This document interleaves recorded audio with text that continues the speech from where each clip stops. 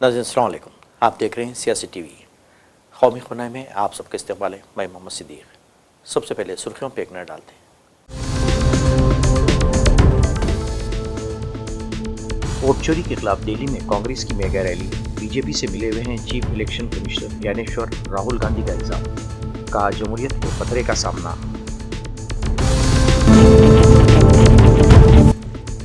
Private tour operators के जरिए हज करने वाले आज़मीन को जल्द बुकिंग करानी चाहिए।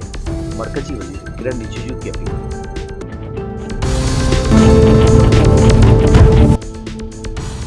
सरहदी इलाकों में गैर मामूली चौकसी, फौज और पुलिस की मुश्तरका निगरानी। बर्फबारी के दौरान बड़े पैमाने पर दरअंदाजी के अंदेशे।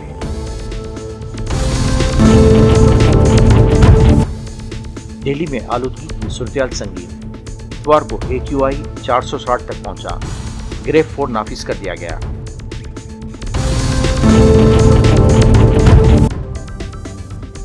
कोलकाता और हैदराबाद के बाद आलमी शोहरत याफ्ता खिलाड़ी लियोनेल मेसी मुंबई पहुंच गए। कल नई दिल्ली में मोदी से करेंगे मुलाकात। फुटबॉल मुद्दाओं में जोश व खरोश।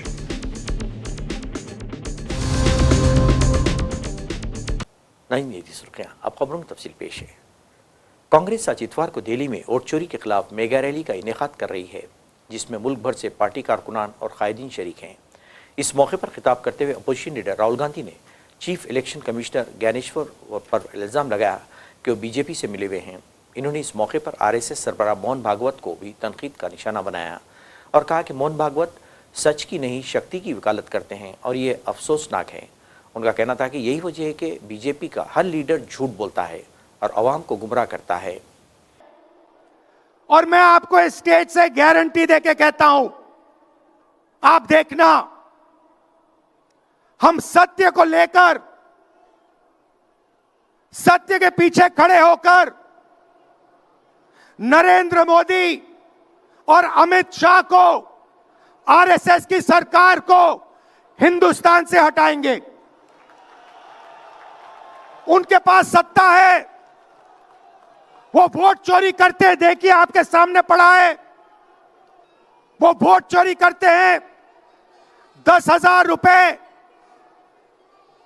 चुनाव के समय, चुनाव हो रहा है, 10,000 रुपए वो देते हैं। उनके इलेक्शन कमिश्नर हैं, जिनके नाम अभी प्रियंका जी ने लिए, मैं भी ले लेता हूं। है ज्ञानेश कुमार, डॉक्टर सुखबीर सिंह सांधू, डॉक्टर विवेक जोशी। याद रखिए, ज्ञानेश कुमार, सुखबीर सिंह सांधू, विवेक जोशी। ये जो सत्य और असत्य की लड़ाई हो रही है, इलेक्शन कमीशन बीजेपी के सरकार के साथ मिलकर काम कर रहा है और इनको जितनी भी इम्यूनिटी देनी है दे दो।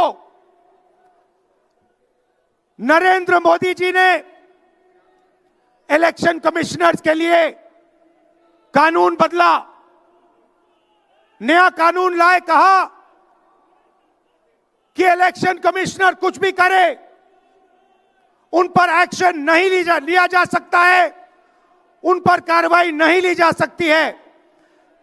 मैं स्टेज से आपको कह रहा हूं, कांग्रेस पार्टी आपको कह रही है, आप मत भूलिए, आप हिंदुस्तान के इलेक्शन कमिश्नर हो, आप नरेंद्र मोदी के इलेक्शन कमिश्नर नहीं हो।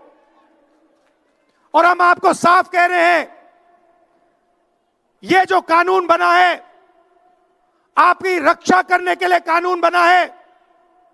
इस कानून को हम बदलेंगे, रेट्रोएक्टिवली बदलेंगे और आपके खिलाफ एक्शन लेंगे। रैली से कबल कांग्रेस और राज्यसभा में कायदे हिज़्ब इख्तिलाफ मल्लिकार्जुन खड़गे ने इल्ज़ाम लगाया कि मौजूदा हुकूमत जमहूरी इक़्तिदार को कमज़ोर कर रही है और अवाम के हक़ राय दही पर डाका डाला जा रहा है। उनका कहना था कि कांग्रेस इस रैली के ज़रिए अवाम तक ये पैगाम पहुँचाना चाहती है कि आज मुल्क में चोरी की हुकूमत बरसर इख्तिदार है।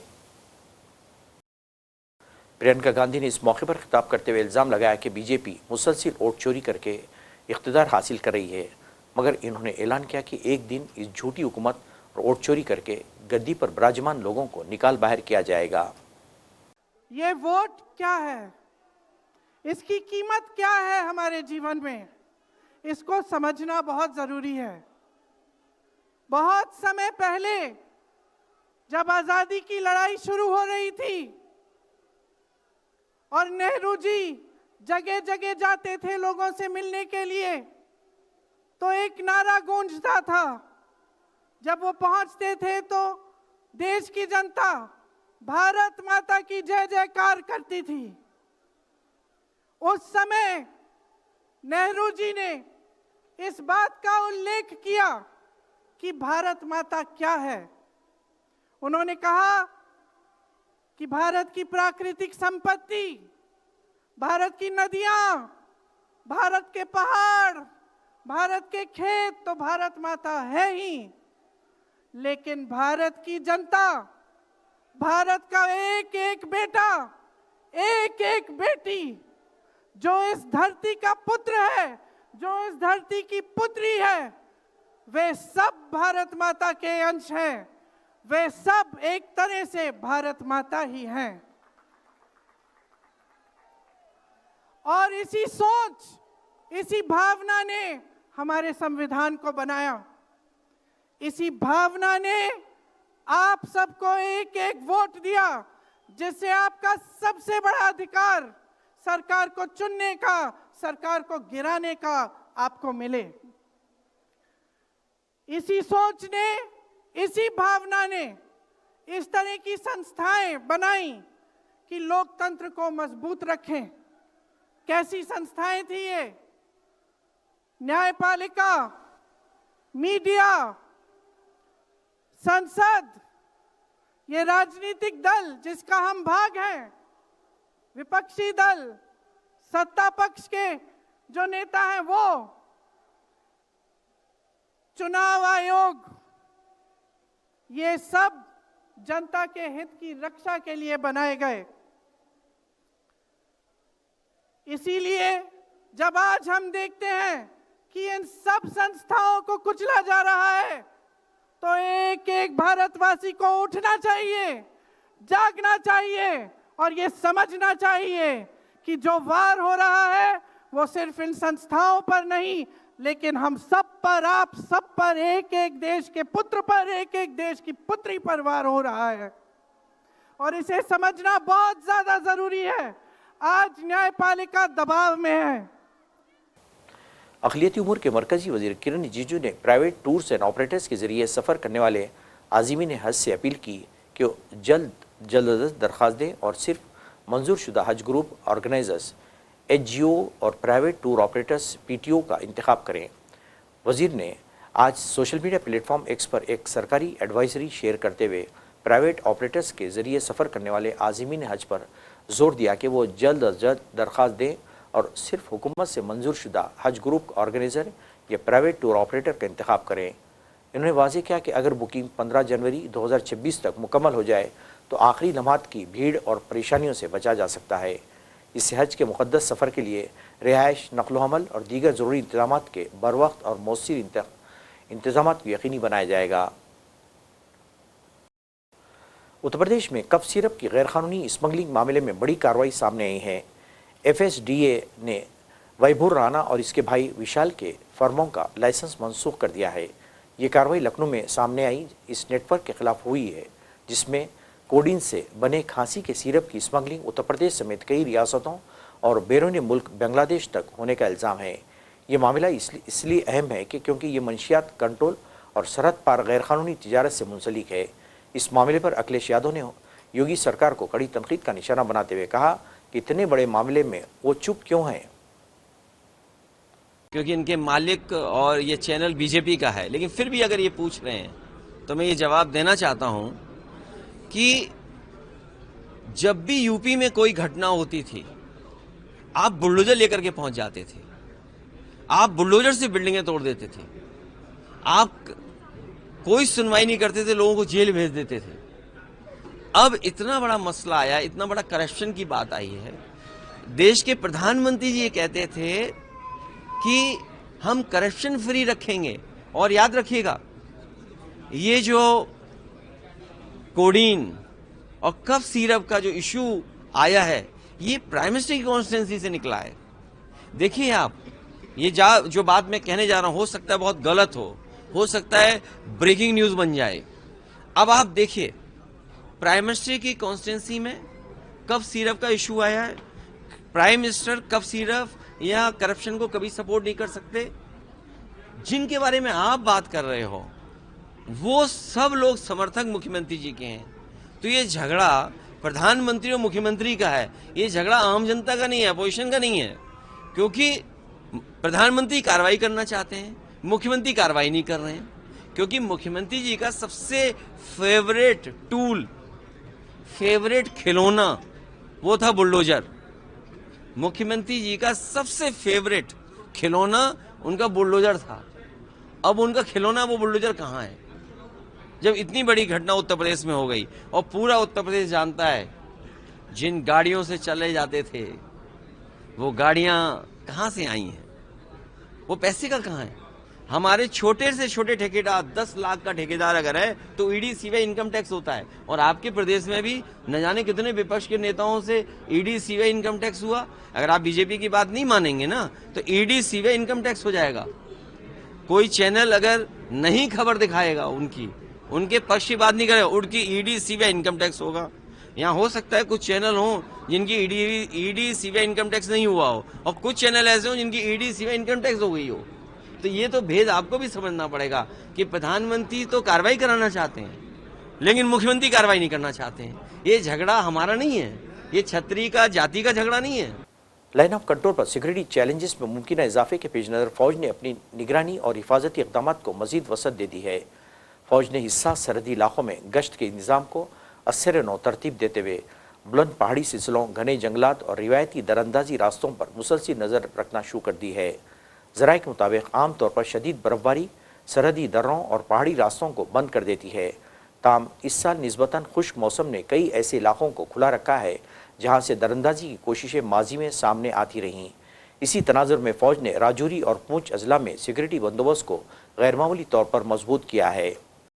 फौजी हुक्काम ने बताया कि नज़ला के जंगलाती और पहाड़ी इलाकों में कुदरती गारें और पनाहगाहें मौजूद हैं जिन्हें सरहद पार से आने वाले दहशतगर्द आर्जी ठिकानों के तौर पर इस्तेमाल करने की कोशिश करते हैं। कम बर्फबारी की सूरत में इन मुकामात तक रसाई आसान हो जाती है, जिसके बाद फ़ौज ने इन इलाकों में मुसलसल निगरानी को लाजमी करार दिया है। ज़राए का कहना है कि सर्दियों के दौरान धुंध, कोहर और महदूद शहरी नकलो हरकत बाज़ औक़ात मुश्तबा सरगर्मियों के लिए साजगार पैदा कर देती है। इसलिए फ़ौज ने सरमाई सिक्योरिटी हिकमत अमली के तहत पेशगी इक़दाम को तरजीह दी है ताकि किसी भी मुमकिन ख़तरे को इब्तिदाई में नाकाम बनाया जा सके। कौमी दलों को दिल्ली में फ़िज़ाई आलूदगी पर काबू पाने के लिए सख्त पाबंदियाँ नाफिज होने के बावजूद इतवार की सुबह 8 बजे यहाँ हवा के म्यार एशारिया AQI तकरीबन 460 दर्ज किया गया, जो फ़िज़ाई आलूदगी की इंतहाई ख़तरनाक सूरत की निशानदेही करता है। एयर क्वालिटी मैनेजमेंट कमीशन ने हफ्ते को हवा को मज़ीद आलूदा होने से रोकने के लिए ग्रेप दर्जाबंद रद्दअमल एक्शन प्लान मरहला 4 नाफिज कर दिया है। गाड़ियों से होने वाली आलूदगी और गर्दो गुबार को दिल्ली में हवा के म्यार की बिगड़ती सूरत की बुनियादी वजह माना जा रहा है। ग्रेप 4 के तहत तामीर और इंतजाम की सरगर्मियों पर पाबंदी, आलूदगी फैलाने वाली गाड़ियों के दाखिले पर रोक, बैरूनी सरगर्मियों को कम करने की हिदायत और स्कूलों के लिए हाइब्रिड या ऑनलाइन तालीम की सिफारिशात शामिल हैं। हैदराबाद में तहलका मचाने के बाद शोहरत याफ्ता आलमी फुटबॉल खिलाड़ी लियोनेल मेसी मुंबई पहुंच गए।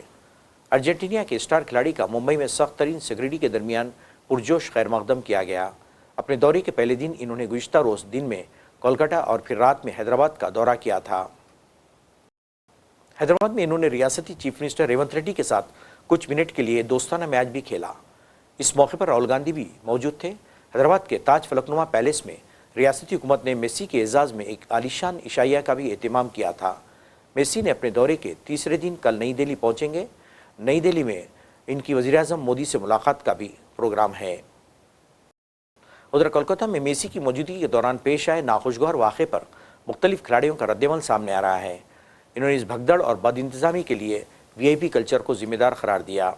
Unfortunate, I think the organizers did their best, but sometimes out of control, especially VIP cultures, it becomes very, very difficult even to the organizers to stop a lot of VIP, extra VIP who are not supposed to be there as well, I think entered and crowded, and the genuine fans did not really get to see Messi.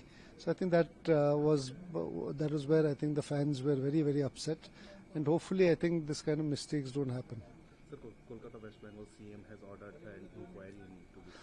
Yes, I think it's very unfortunate because we had, that's what I heard, 80,000 people come in to see Messi, and Messi is worshipped in Kolkata and in India. And when they get disappointed paying such a high price coming from such far away places, I think it's very disappointing. And I think let's see, because I think the government has taken some steps and action. So let's just see. Any suggestions so that such incidents may not take place?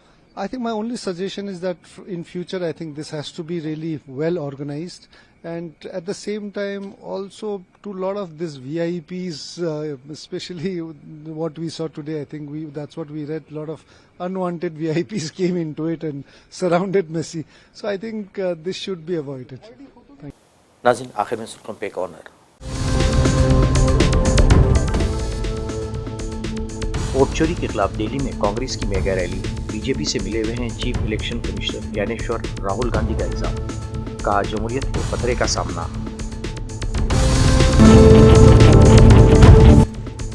Private tour operators के जरिए हज करने वाले आज़मीन को जल्द booking करानी चाहिए, मरकजी वजीर किरण रिजिजू की अपील।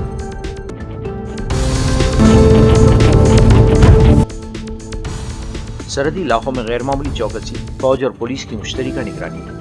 बर्फबारी के दौरान बड़े पैमाने पर दरअंदाजी के अंदेशे।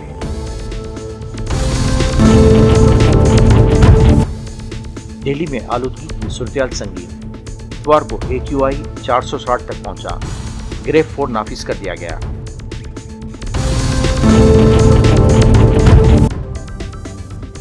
कोलकाता और हैदराबाद के बाद आलमी शोहरत याफ्ता खिलाड़ी लियोनेल मेसी मुंबई पहुंच गए। कल नई दिल्ली में मोदी से करेंगे मुलाकात। फुटबॉल मुद्दाओं में जोश व खरोश।